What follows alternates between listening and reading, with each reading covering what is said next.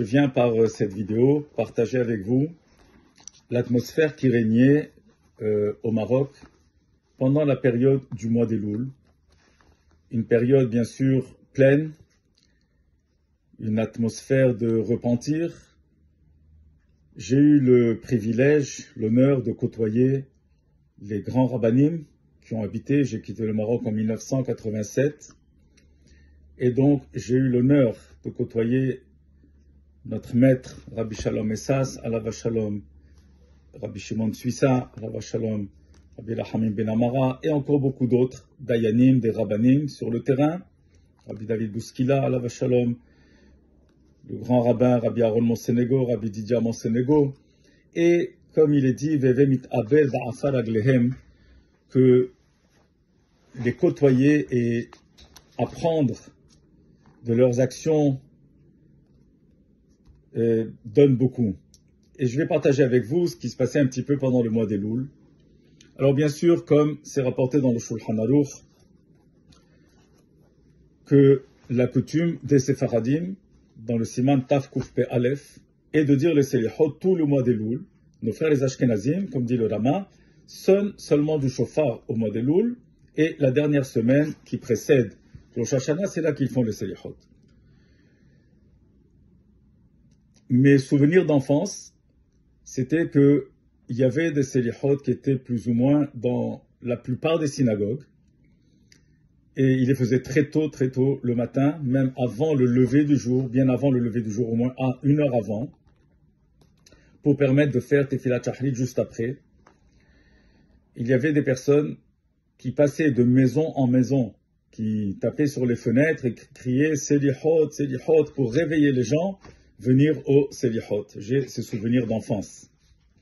Après cette période, il y a eu un petit peu un creux un vide qui s'est fait. Pour des raisons sécuritaires, les gens n'étaient plus très à l'aise de sortir si tôt comme ça, alors qu'il faisait encore nuit. Mais, Baruch Hashem, dans les années 80, ça a repris, ça a recommencé.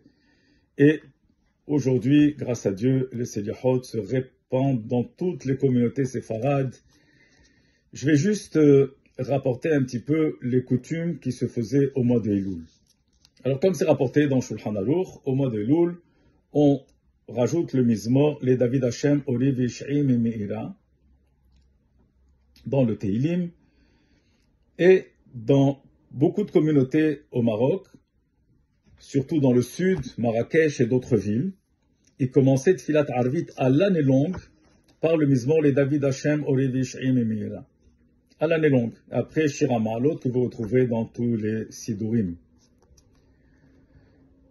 Pendant le mois de Elul, alors ces communautés continuaient à faire les David Hashem, commençaient par les David Hashem. La majorité des autres communautés et la majorité des synagogues à Casablanca commencent à Arvit par Shira Ma'alot, à part le nord du Maroc où il y a, comme Tanger, Tétouan, il y a d'autres Mizmorim avec lesquels ils commençaient Arvit toute l'année. Pour les Keilot qui ne faisaient pas les David Hashem pendant toute l'année, alors il y avait deux coutumes. Il y avait certaines communautés qui disaient les David Hashem juste après Shir, la Ma'alot et Sa'inai, après la Hamida, après Kaddish Titkabal. Ensuite, ils faisaient Kaddish et Shelama et ça continuait Barechu Alenu le Shaber. D'autres communautés faisaient Shir, la Ma'alot et Sa'inai, Kaddish, Yeshelama, les David Hashem, Oriv Yish'im et Meira, Kave Hashem, Kaddish al Israël et ensuite Alenu le Shaber. Également à Shahrit, tout le monde faisait les David Hashem, Oriv Yish'im et Meira juste avant Kave pour rejoindre le Kave et Hashem, la fin du Mizmor, et Kave et Hashem commencer le Kave qu'on dit tous les jours. En général, la coutume était beaucoup plus répandue de faire les David Hashem, Oriv Yish'im et Meira qu'on rajoute tout le mois d'Elul, incluant Rosh Hashanah. Il y avait une interruption et on reprenait à Kippour, une interruption et on le reprenait juste le soir et le lendemain de Hosha'ana Rabbah. D'autres communautés font comme le Harizal, c'est-à-dire qu'ils commencent depuis le mois d'Elul, Rosh Chodesh Elul, jusqu'à Hosha'ana Rabbah, jusqu'au Shahrit Hosha'ana Rabbah. Aujourd'hui, c'est un petit peu ce que tout le monde fait.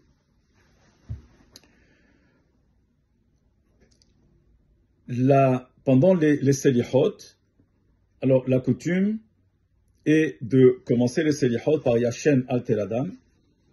On ne fait pas les Mizmorim de Teilim qui sont dans les Mahzorim, et on va directement Ashrei Yoshev Bevetecha. Et on fait tout le Seder Selihot normal, à part qu'on ne dira pas Lemancha Elokai et Yashema Evionecha, on le dit seulement la veille de Rosh Hashanah et tous les Aseret Yemet Teshuvah. Tout le reste se fait régulièrement. La coutume était de ne pas sonner le shofar pendant les Selihot. Dans mon enfance, j'ai jamais entendu sonner le shofar pendant les Selihot. On écoutait le shofar la première fois seulement à Rosh Hashanah. Après, la coutume, ça a un petit peu changé, on va dire, et ils ont introduit Tekiat Shofar pendant les Selihot. Il y avait quelques synagogues, et la dernière dont je me rappelle, c'était la synagogue Ema Banim, qui existe encore à Casablanca, qui était un petit peu comme le shtiblach de la ville, où il y avait des minyanim permanents qui commençaient très tôt le matin, et presque qui enchaînaient avec Minha Gdola, et ensuite presque tout l'après-midi Minha, et ensuite Arvit jusqu'à très tard. Cette synagogue organisait tous les mois, Erev Rosh Chodesh, ce qu'on appelle Kippour Katan. Il y avait un minyan, ou plus qu'un minyan, de Ba'alei Batim, de Talmidei Chachamim, qui faisait Kippour Katan, qui jeûnait, qui faisait Minha Gedola, avec comme un jour de Ta'anit, avec Talit et Tfilin, avec bien sûr Parashat Vaïchal, et également Anenu. Lorsque Rosh Chodesh tombe un Shabbat, alors il devançait à jeudi Erev Rosh Chodesh. Par contre, Erev Rosh Chodesh Elul, il y avait beaucoup plus de personnes qui venaient, qui participaient à ce Yom Kippour Katan. La synagogue était vraiment pleine, c'était impressionnant de voir. Cette même synagogue organisait tous les Motzai Shabbat du mois d'Elul et à Aseret Yemet Teshuvah. Il commençait Tikkun Hatzot. Ensuite, tout le Teilim juste après Hatzot, comme à Osha'ana là-bas. Et une fois qu'il terminait Teilim, il faisait les Selihot très tôt. Et dès que c'était Amud HaShahar, il commençait à se préparer pour Tefilat Shahrit. Baruch Hashem, ça se fait encore aujourd'hui à Montréal. Notre grand rabbin, le Gaon Agadol, Rabbi David Sabah, Shalita, le fait encore dans sa Keila et beaucoup de personnes participent. C'est impressionnant. C'est sûr que, comme on a dit, il y avait une atmosphère, grande atmosphère de teshuva, de repentir. En tant que jeune, en tant qu'enfant, on nous poussait à ressentir vraiment la période du mois d'Elul. J'ai assisté à quelque chose d'impressionnant. Il y avait certaines femmes, Nashim Tzadkaniot, des femmes pieuses, des femmes vraiment, des Tzadkaniot comme on dit, qui jeûnaient au moins une fois pendant le mois d'Elul, les Hafsakot, c'est-à-dire de Motzai Shabbat jusqu'à vendredi avant Kabbalat Shabbat. Ces mêmes femmes préparaient elles-mêmes, à partir de jeudi, des gâteaux pour faire une serouda vendredi, faire ce qu'on appelle Bo'ikala, c'est-à-dire une petite serouda avant Kabbalat Shabbat. On se réunissait chez elles à la maison, vendredi après-midi, peut-être une heure avant le Zman d'Adlakat Nerot. On faisait Minha, des piyutim, des tefilot, et ensuite, avant le Zman d'Adlakat Nerot, bien sûr, il y avait du thé, des gâteaux, et juste avant Adlakat Nerot, pendant toute l'année, alors il y avait deux coutumes. Il y avait certaines communautés qui disaient les David Hashem juste après Shir la Ma'alot et Sa'inai, après la Hamida, après Kaddish Titkabal. Ensuite, ils faisaient Kaddish et Shelama, et ça continuait Barechu Alenu le Shabbat. D'autres communautés faisaient Shir la Ma'alot et Sa'inai, Kaddish Yeshelama, les David Hashem Oriv Yish'im Meira, Kave Hashem, Kaddish al Israël, et ensuite Alenu le Shabbat. Également à Shahrit, tout le monde faisait les David Hashem Oriv Yish'im Meira juste avant Kave pour rejoindre le Kave et Hashem, la fin du Mizmor, et Kave et Hashem commencer le Kave qu'on dit tous les jours. En général, la coutume était beaucoup plus répandue de faire les David Hashem Oriv Yish'im Meira qu'on rajoute tout le mois d'Elul, incluant Rosh Hashanah. Il y avait une interruption et on reprenait à Kippour, une interruption et on le reprenait juste le soir et le lendemain de Hosha'ana Rabbah. D'autres communautés font comme le Harizal, c'est-à-dire qui commence depuis le mois d'Elul, le Chodesh Elul, jusqu'à Hosha'ana Rabbah, jusqu'au Shahri d'Hosha'ana Rabbah. Aujourd'hui, c'est un petit peu ce que tout le monde fait.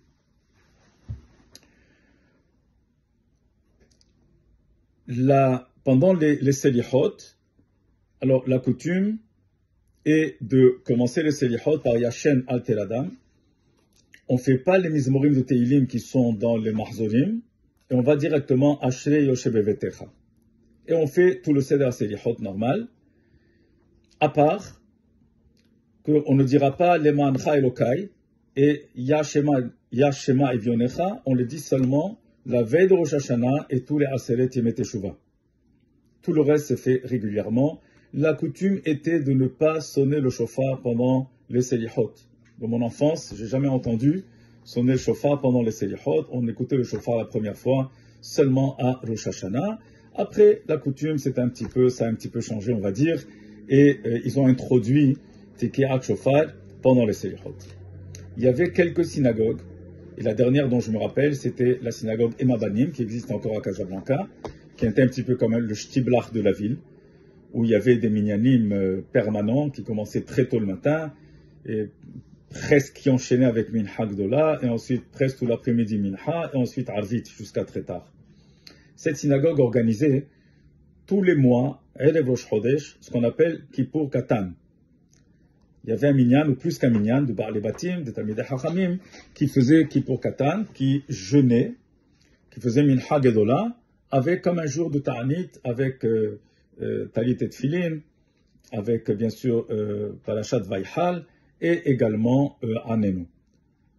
Lorsque Rosh Chodesh tombe un Shabbat, alors il devançait à jeudi Erev Rosh Chodesh. Par contre, Erev Rosh Chodesh Elul, il y avait beaucoup plus de personnes qui venaient, qui participaient à ce Yom Kippur Katan. La synagogue était vraiment pleine, c'était impressionnant de voir. Cette même synagogue organisait tous les Motzai et Shabbat du mois d'Elul et à Aseret Yemei Teshuvah. Il commençait Tikkun Hatzot. Ensuite, tout le Teilim juste après Hatzot, comme à Hosha'ana Rabbah. Et une fois qu'il terminait Teilim, il faisait les Selihot très très tôt. Et dès que c'était Amud HaShahar, il commençait à se préparer pour Tefilat Shahrit. Baruch Hashem, ça se fait encore aujourd'hui à Montréal. Notre grand rabbin, le Gaon Agadol, Rabbi David Sabar, Shalita, le fait encore dans sa Keila et beaucoup de personnes participent. C'est impressionnant. C'est sûr que, comme on a dit, il y avait une atmosphère, grande atmosphère de teshuva, de repentir. En tant que jeune, en tant qu'enfant, on nous poussait à ressentir vraiment la période du mois d'Elul.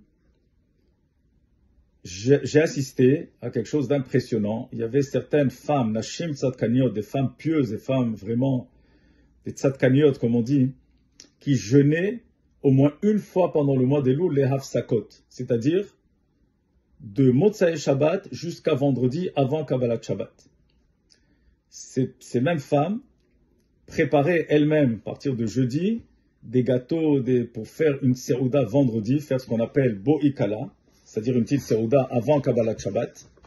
On se réunissait chez elles à la maison, vendredi après-midi, peut-être une heure avant le Zman d'Adlakat Nerot.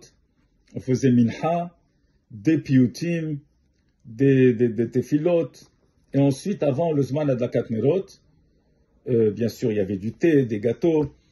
Et juste avant Adlakat Nerot, des femmes commençaient à lui faire boire du thé chaud à la cuillère comme un bébé, puisqu'elle avait passé une semaine au complet sans manger. C'est ce qu'on appelait les hafsakot.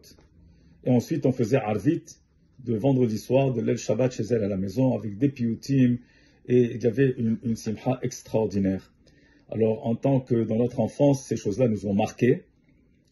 De voir des personnes qui faisaient vraiment tous les efforts, qui prenaient très sérieusement le mois d'Elul,